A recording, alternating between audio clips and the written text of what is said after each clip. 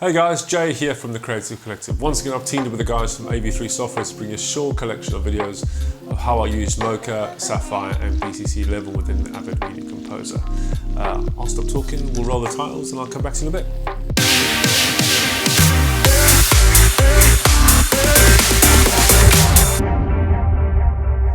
Okay, so now we've got the important bit out of the way. Let's talk about what we're going to do today. So it's a Monday and it's Mocha, so it's in my head it's going to be Mocha Monday for the next few months. Every Monday I will try and release something to do with Mocha, a short tutorial, just the basic stuff, so that you can see what it does and start to work on your own projects and your own kind of ideas with it. What is Mocha? Mocha is an amazing planar tracker with so much more to add. It integrates into Sapphire and to BCC 11. It just opens up a whole ball game of things that you can do within those two bits of software. Standalone version is super powerful as well, which we're going to start looking at today. We're going to start basic so it doesn't fry your heads, and then we'll work in more depth stuff as the series goes on. So what we're going to look at today is I'm going to walk in and I'm going to sit in this chair here. Okay. Now, normally that's not a problem. You can do that within Avid, in picture-in-picture, or within Animat. But what happens when I do this? As you can see now, I've contaminated the other clip, so you can't see my hand in him, which is a bit weird because that's me sat there. So, Animat and your picture-in-picture kind of thing is a very easy thing to do as long as you never actually go into the other frame. So what about if I was to do that? You finished it. How does that work? Here we are looking at my timeline. I'm just going to go into my effect editor workspace. I recommend using workspaces, really easy way of working, and it sorts all your bins and everything out as well. Launch Mocha Pro. It's telling me I'm not running in full res, which I'm fine with. So, okay, and now you can see this is what I have. I have quite a few tracks happening. I got 1, 2, 3, 4, 5, 6. A bit. So that's fine. So a quick rundown of how Mocha works. I've basically created a track here around me. If I just turn these off so you can't see the rest of them. This track is cutting me out, so the track below me in Avid is popping through on this side, if that makes sense. So basically you have me on the top track, and this is how much is being shown, and this area here will be from the track below me. So if I just select this track, you'll see I've animated this track as well. These little green flags are keyframes, and basically if I just jump to the beginning of the track, you'll see that my mat is very big, because I wanted the light to be stable so you can actually spot any sort of light changes. And there's a bit of feathering happening as well with the edge width, but we'll get into that in a later series. So as I go along to the keyframes, you will see that shape is changing, and it's changing as I change and as I walk into the frame as well and I sway on the chair. So as you can see, the shape is changed, and this is totally animatable all the way along through the track. So that's what's happening. If you look at the timeline, you'll see a red line and a purple line. The difference between the purple is processed, that's basically tracked, that Mocha has tracked, and the red line is something that's unprocessed. The beauty of Mocha is you can just put a keyframe in. You don't need to actually do a track. The keyframes will sort of tell the box or the mat where to sit. So it's a really fast way of working. You don't have to actually track every object if you don't want to. If you look up with these boxes here, you can see the tracks. The eye is showing you the mat. The cog is showing you the actual process. This is now a processed track, and every single time if you process, that cog is working, unless of course you lock the track or you turn the cog off. So that basically is how they work. If you look at the me track as well, you see below I have in and out points. This in and out point is for the me track only. If I change the cup track, you'll see the in and out points have different times on that. Go to the hand track, for instance, so it starts at 10:39, ends at 10:92, and every single time you do a track, you can actually set your in and out points for the cup or whatever, for each track I should say. Really fast, so it saves rendering or processing an awful lot of stuff you don't need to process, because obviously I wouldn't need to process the cup, for instance, when nothing is happening to it for all this point in time at all.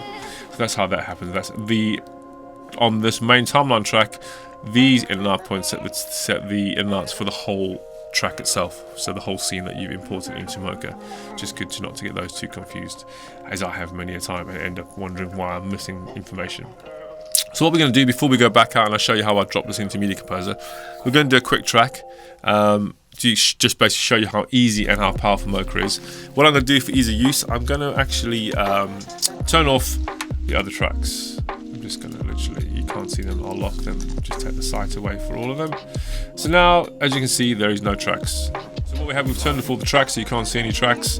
The way Mocha works is it works from the top track down, top track being closer to the camera. Same like Media Composer, the way Media Composer works. If you understand that, you'll understand this. And obviously the forearm and the hand are in the foreground, the cup being behind the hand, which is why it's third in the list. But what we're going to do is track a new cup track. So what I'm going to do, I'm going to go to my X-Splines or Bezier. I prefer using X-Splines for this pure reason that I can literally draw something, hit Control, takes me out of the drawing mode, and then I can actually manipulate the shape by just pushing one handle on one corner or one node, where in X-Splines it's a two-handle thing, and I find that a little bit complicated and a bit time-consuming. Maybe that's just me. So I'll just delete that for a second. If we just get rid of that track. Okay, so what we're going to do now, we're going to do a new cup track. So it's always best to start a track when the object you're tracking is in its when you can see most of it, basically, is probably the best way of putting it. So I'm going to go to the end of the track, and as you can see, the cup is sat right on the bench. There's nothing around it, nothing to clutter it. So I'm going to start tracking there and then track backwards. So I'm going to create a new cup track. So it's going to be X-Splines for me. I'm literally going to click on Stabilize Image. I'm going to zoom in to give me a better view. All being well. Okay, so X-Splines. And I'm just going to draw around my cup really quick. Obviously, you take a bit more time if you're doing this in your own time. Hit Control to be released, and now I'm going to quickly add a node in there because that can come off. So I'm going to add a node. As you can see, you get two boxes on the left-hand side of the screen. Zoom in and show you what you're actually doing.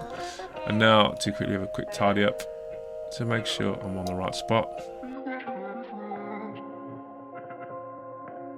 Okay, so what we're going to do now, I'm super happy with that. I'm going to do a reverse track. Well, actually, no, I'm not. I'm going to first show you the power of keyframes.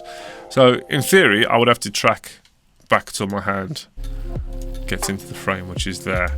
But what I can do, I can just scroll forward until, let's go one back.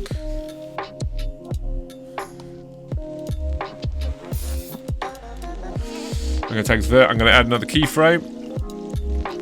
And now that is set.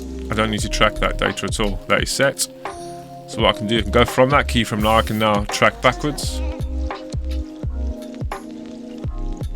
And as you can see, I've got the auto stabilize on, which keeps, if I stop it there, I'm going to roll forward a bit because I know I don't need to track all that because it's now going to be in my side of the screen. Yes, it's there. So I'm going to literally set this as my endpoint. So as you can see, some of the track has gone white, which means I don't need to process. All I need to really process or track is the purple area now. So first thing I'm going to do is I'm going to go back to that keyframe. And we're going to scroll backwards. And as we pick up the cup, we'll do some adjustments. You can adjust anything at any time within Mocha and it will be stored. You don't have to start the whole process again. That's how super powerful and flexible it is. So if we just do backtrack and we'll stop it whenever we think it's going out of form of it. Okay, so I'm going to stop at that.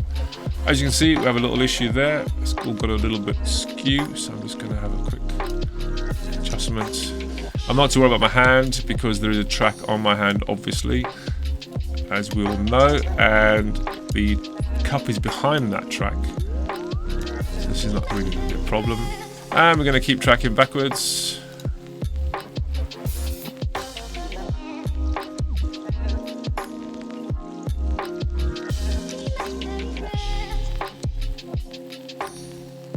So what I have, as you've just seen, within a few minutes, I've tracked an object. And it was actually quite easy, to be honest. Okay, so you close Mocha, you would hit save, and that would be your job done. I'm not going to save it because I've already have one rendered out, so I'm not going to save it. So why do I have all these little boxes? So these little purple triangles. As you can see, I have some animation happening. If I open up the map window, and as you can see, if you look at the feathering, you'll see I've animated the feathering within the effect itself. Now the reason I've done that is because when the shop opened, I want the feathering to be quite nice and soft, so you can never see a difference between the mat, which is sat here now. If I just do that, you don't see it. That's how the feathering is sat. But the feathering is sat there. If you can recall, it comes down like this and round. I've got quite a lot of feathering happening to soften the blend.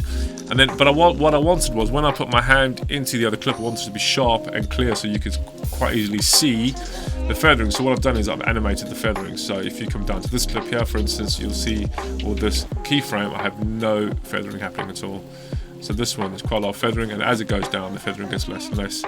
And it meant that when I put my hand through the shot, through the actual clip, you wouldn't see the blend, because it's a straight, clean clip with no feathering, which gives me a nice, clean, hard edge. It does mean that if I had feathering, you would have seen the transparency across my arm, and my arm would be slightly see-through at the time. So that's how it works. So as you can see, the